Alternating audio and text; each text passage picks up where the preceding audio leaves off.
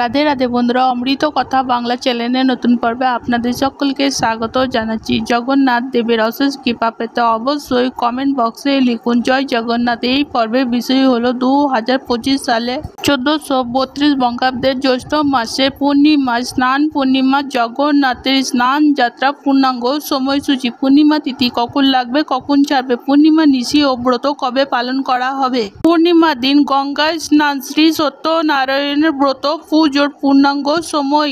এর পাশাপাশি আমরা জানবো স্নান পূর্ণিমা বা জ্যৈষ্ঠ মাসে পূর্ণিমা দিন সন্ধ্যাবেলায় মাত্র 11টি কড়ি দিয়ে করুন এই ছোট একটি কাজ করে দিয়ে এই কাজটি করার মাধ্যমে আর্থিক উন্নতি করতে পারবেন। কি করতে হবে স্নান পূর্ণিমার দিন জানবো এই ভিডিও থেকে। ভিডিওতে যাবার আগে অমৃত কথা বাংলা চ্যানেলটিকে অতি অবশ্যই সাবস্ক্রাইব করুন, লাইক করুন, কমেন্ট করুন, শেয়ার করুন, আর ধার্মিক নোটিফিকেশন ঘন্টাটি বাজিয়ে দেবেন।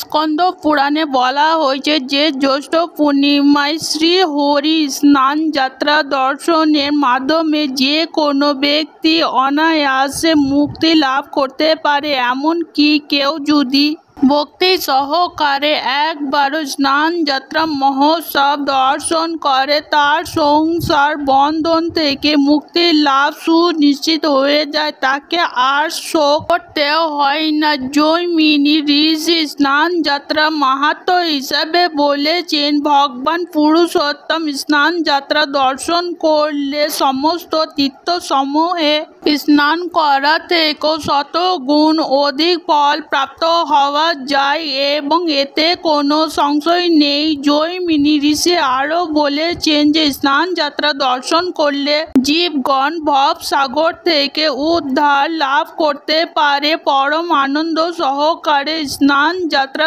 দর্শনে মানুষের অজন্ম যা পাপ করেছে বিনষ্ট হয়ে যায়। 2025 সালের জ্যৈষ্ঠ মাসের পূর্ণিমা স্নান পূর্ণিমার পূর্ণাঙ্গ সময়সূচি। পূর্ণিমা তিথি শুরু হবে 10 জুন 2025 বাংলা 26শে জ্যৈষ্ঠ 1432 মঙ্গলবার সকাল 11টা 5 পর থেকে। পূর্ণিমা তিথি সমাপ্ত হবে 11 জুন 2025 বাংলা 27শে জ্যৈষ্ঠ 1432 বুধবার দুপুর 12টা 38 মধ্যে। 2025 সালে 1432 বঙ্গাব্দের জ্যৈষ্ঠ মাসের পূর্ণিমা নিশি পালন করা হবে 10 জুন 2025 বাংলা 26শে জ্যৈষ্ঠ 1432 মঙ্গলবার। সত্যনারায়ণ ব্রত ও পুজো অনুষ্ঠিত হবে সন্ধ্যা 6টা 18 পর থেকে সন্ধ্যা 7টা 52 মধ্যে। স্নান পূর্ণিমা ব্রত উৎসব পালন করা হবে 11 জুন 2025 বাংলা 27শে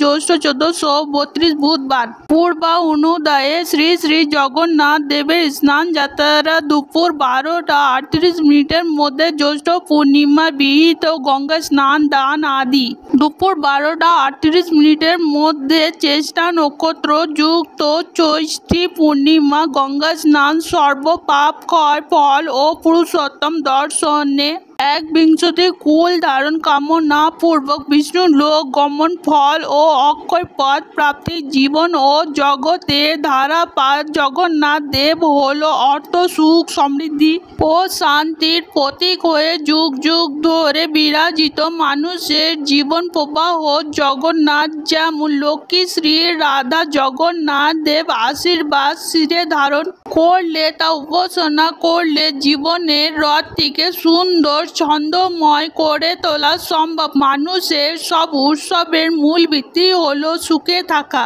সমৃদ্ধিতে থাকা ও শান্তিতে থাকা। অর্থ বৃদ্ধির জন্য স্নান পূর্ণিমার দিন সন্ধ্যাবেলায় করুন এই ছোট উপায়টি। এই উপায়টি করার জন্য আপনার লাগবে 11টি সাদা কড়ি, একটি হলুদ কাপড় এবং কেশর ও চন্দন। কড়ি মা লক্ষ্মীর ভীষণ প্রিয় একটি বস্তু। কড়ি দিয়ে যা কিছু করা হোক তাতে মা লক্ষ্মী খুবই প্রসন্ন হন। কড়ি দ্বারা মানুষের আর্থিক সমস্যা দূরীভূত হয় এবং ঘরে টাকা পয়সা বৃদ্ধি করতে সাহায্য করে।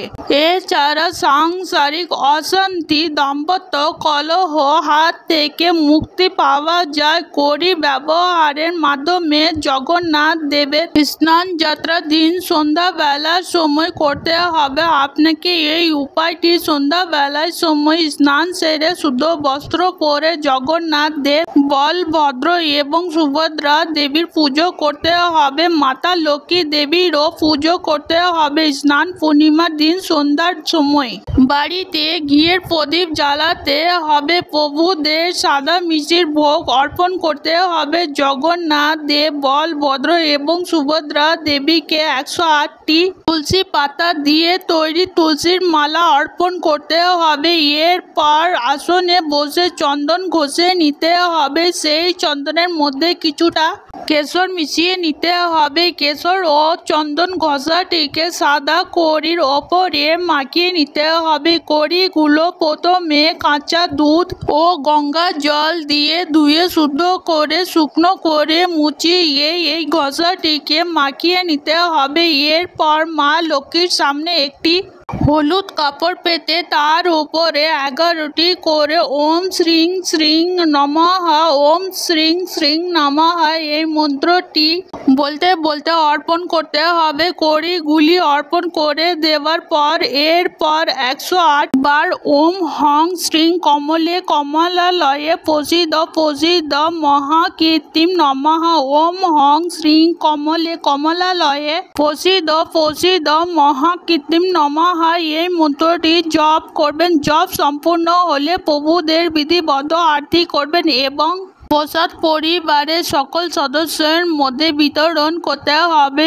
এরপর কড়িগুলোকে সেই দিন স্নান পূর্ণিমার দিন মাতা লক্ষ্মী দেবীর শ্রীচরণে রেখে দেবেন। এর পরের দিন স্নান সেরে পুনরায় পুজো করতে হবে। মা লক্ষ্মী দেবীকে পুজো সম্পূর্ণ করে পুটুলি আকারে বেঁধে কাপড়টিকে আপনার লকারে, যেখানে আপনি ধন সম্পত্তি রাখেন, সেখানে টাকা পয়সা রাখেন, সেই জায়গাতে রেখে দিতে হবে এবং মায়ের কাছে প্রার্থনা করতে হবে আর্থিক সমস্যা দূরে যায়। এই উপায়টি করার মাধ্যমে আর্থিক সমস্যা ধীরে ধীরে কমে যায়, অর্থ সমৃদ্ধি বৃদ্ধি পায়। আজকের পর্ব এখানেই সমাপ্ত হলো। অমৃত কথা বাংলা চ্যানেলের সঙ্গে থাকার জন্য আপনাদের অনেক অনেক ধন্যবাদ। রাধে রাধে।